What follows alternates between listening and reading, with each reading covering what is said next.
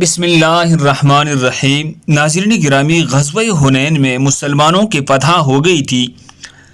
رسول اللہ صلی اللہ علیہ وسلم اپنے صحابہ کے ساتھ بیٹھ کر جنگ کے بارے میں بات چیت کر رہے تھے۔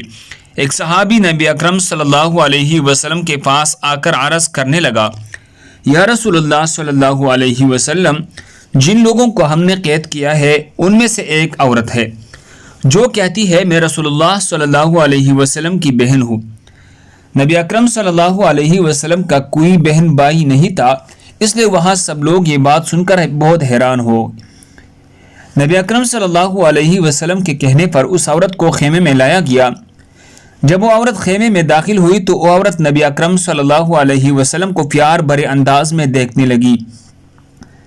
فتح مکہ تک جزیرہ عرب میں تقریباً جتنی بھی جزیرہ عرب تھا اس میں تقریباً تمام قبیلے مسلمان ہو گئے تھے سوائے قبیلہ بنو حوازن اور بنو ثقیف۔ انہوں نے اسلام قبول نہیں کیا۔ جب ان کو پتہ چلا کہ نبی اکرم صلی اللہ علیہ وسلم نے مکہ بھی فتح کر لیا ہے کہ عرب کا سب سے بڑا قبیلہ قریش ان سے شکست کھا گئی ہے، تو قبیلہ حوازن اور ثقیف کے سرداروں نے حنین نامی مقام پر اپنی فوج لے کر جمع ہو گئی تھی۔ انہوں نے نبی اکرم صلی اللہ علیہ وسلم کی اس مشن کو روکنے کی کوشش کرنے میں جنگ کا اعلان کر دیا۔ یہ شوال 8 ہجری کے سال 630 ہجری کا زمانہ تھا۔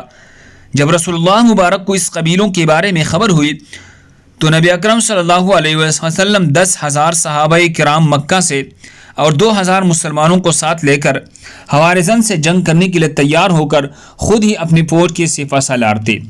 یہاں اسلام کو مکمل فتح ہوئی۔ مشرکین کے 70 کے قریب سپاہی قتل ہو گئے۔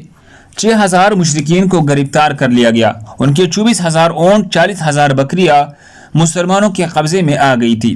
ان میں سے ایک ایسی خاتون بھی تھی، روایاتوں کے مطابق سب صحابہ کرام کا ایک دستہ ان کو گرفتار کر کے پہنچا تو انہوں نے کہا، کیا تم مجھے قید بناؤ گے؟ میں تمہارے سپہ سالار اور اللہ تعالیٰ کی نبی صلی اللہ علیہ وسلم کی بہن ہوں۔ اس کے بعد سن کر صحابہ کرام حیران ہوئی۔ انہوں نے اس عورت کو نبی اکرم صلی اللہ علیہ وسلم کی خدمت میں پیش کیا۔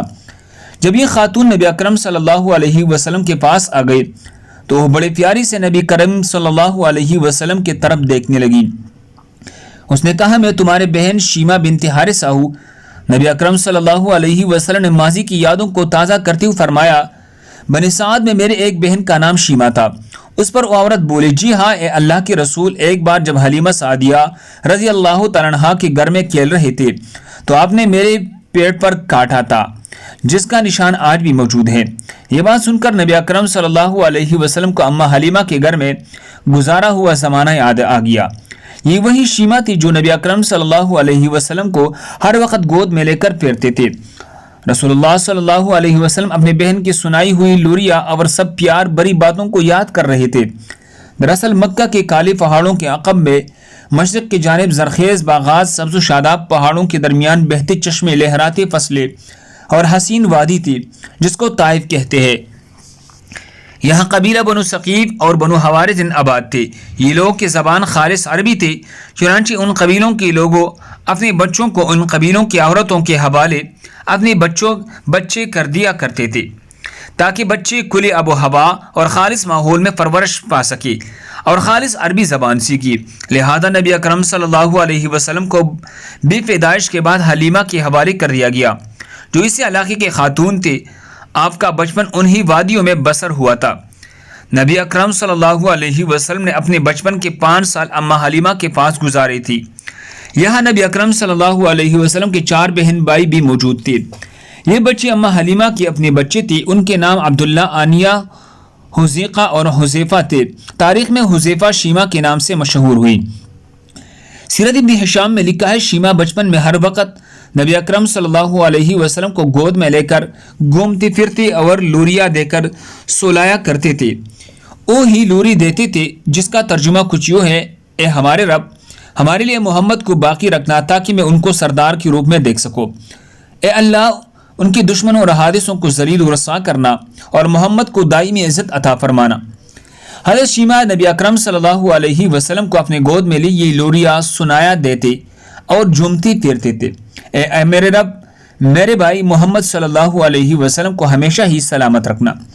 آج یہ بچوں کا سردار ہے، کل ہو جوانوں کا بھی سردار ہوگا۔ شام کے وقت جب عورتیں کھانا پکانے میں مصروف ہوتے تھے تو بہنیں اپنے اپنے بھائیوں کو اٹھا کر باہر لے جایا کرتے تھے۔ ہر بہن اپنی بھائی کو یہ تصور کرتے تھے کہ اس زمانے میں سب سے پیارا میرا بھائی ہے۔ ہر کوئی یہ کہہ رہے تھے کہ میرے بھائی سے پیارا کوئی نہیں۔ اتنے میں حضرت شیمہ اپنے بھائی محمد صلی اللہ علیہ وسلم کو اٹھا کر لاتے تھے، دور سے کہتے تھے میرا بھائی بھی آیا گیا ہے، تو سب کے سر اجگ جاتے تھے۔ سیرت کی کتابوں میں درج ہے حضرت شیمہ رضی اللہ عنہا شدید گرمیوں کے ایک دوپہر نبی اکرم صلی اللہ علیہ وسلم کو باہر لے گئی تھے۔ اما حلیمہ کو فکر لاحق ہوئی کہ ان کو تلاش کرنے کے لیے باہر گئی۔ انہوں نے دیکھا کہ ان کی بیٹی شیمہ نبی اکرم صلی اللہ علیہ وسلم کو گود میں لیے یہ شعر پڑھی رہی کہ یہ میرا وہ بھائی ہے جو میرے ماں سے پیدا نہیں ہوا، لیکن میں ان پر اپنے ماموں اور چچا پیدا کرتے ہوں۔ حضرت حلیمہ نے فرمایا اے شیمہ، ان کو اتنی گرمی میں لے کر کیوں آ گئی ہو؟ شیمہ نے عرض کیا کہ امی جان بھائی جان کو گرمی نہیں لگ رہی ہے، کیونکہ دھوپ کے بچنے کے لیے اللہ تعالیٰ کی حکم سے ان پر ایک بادل سایہ کرتا رہتا ہے۔ جب یہ چلتے ہیں تو وہ بادل میں چل پڑتا ہے، جب یہ رکتے ہیں تو وہ بادل میں رک جاتا ہے۔ اسی طرح وقت گزرتا گیا۔ حضرت شیمہ جوان ہو گئی، ان کی شادی بنو سقیم میں کر دی گئی۔ 5 سالوں کے بعد نبی اکرم صلی اللہ علیہ وسلم مکہ میں چلے گئے۔ جب نبی اکرم صلی اللہ علیہ وسلم نے تبلیغ کا آغاز کیا، اس کے بعد کئی بار اما حلیمہ کئی بار مکہ اور مدینہ بھی آئی، ان کے نبی اکرم صلی اللہ علیہ وسلم سے ملاقاتیں بھی ہوئی، لیکن حضرت شیمہ رضی اللہ تعالیٰ عنہا سے نبی اکرم صلی اللہ علیہ وسلم کی کوئی بھی ملاقات نہ ہو سکی۔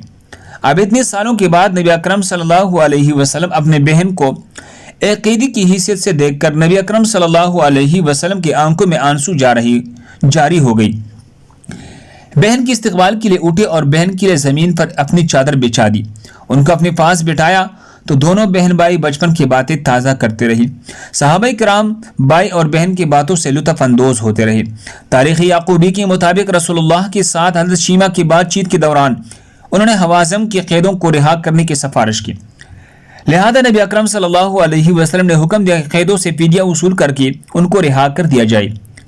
نبی اکرم صلی اللہ علیہ وسلم نے بہت سا مال اپنے بہن کو عطا کرتے ہوئے یہ پیشکش کی اگر وہ چاہے تو مدینہ میں ہی رک سکتی ہے، لیکن انہوں نے واپس اپنی قبیلہ میں جانے کی خواہش کی، لہٰذا ان کو نہایت عزت کے ساتھ ان کے گھر میں روانہ کر دیا گیا۔ قیدیوں کی رہائی کے بعد کچھ صحابی نبی اکرم صلی اللہ علیہ وسلم کی خدمت میں حاضر ہوئے تو نبی اکرم صلی اللہ علیہ وسلم نے فرمایا میں جب بھی کوئی قید رہا کرتا ہوں تو میں آپ سے مشورہ کرتا ہوں، لیکن آج میں نے ایسا نہیں کیا اور قیدوں کو رہا کر دیا۔ صحابہ کرام نے عرض کیا یا رسول اللہ آپ کا جو دل کرتا ہے آپ کرے۔ نبی اکرم صلی اللہ علیہ وسلم نے فرمایا میں نے ایسا بولا کیوں کیا؟ صحابہ کرام کے پوچھنے پر آپ نے کہا میرے دروازے پر میری بہن آئی تھی، اس لیے میں نے یہ سب کچھ کیا۔ اللہ تعالیٰ سب کے بہنوں کو صحت اور تندرستی عطا فرمائے۔ دوسری مسلمانوں کی فائدے کے لیے آگے ضرور شیئر کریں۔ اسی طرح مزید خوبصورت واقعات کے لیے ہمارے چینل کو سبسکرائب کریں۔ جزاکم اللہ۔